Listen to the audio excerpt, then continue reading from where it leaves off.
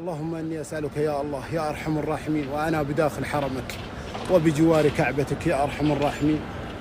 اللهم إني أسألك أن تفرج هم المهموم وتنفس كرب المكروب وتقضي الدين عن المديون من المسلمين يا أرحم الراحمين.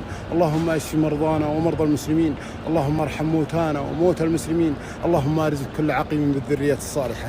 اللهم ارزق كل عقيم بالذرية الصالحة. اللهم زوج الأعزب. اللهم وظف العاطل. اللهم ارحم الضعيف. اللهم اغني الفقير. اللهم اعطي المحتاج يا ارحم الراحمين. اللهم اني اسالك لي ولمتابعيني وكل من يشاهد هذا الفيديو، اللهم إنا نسألك يا رب العالمين ألا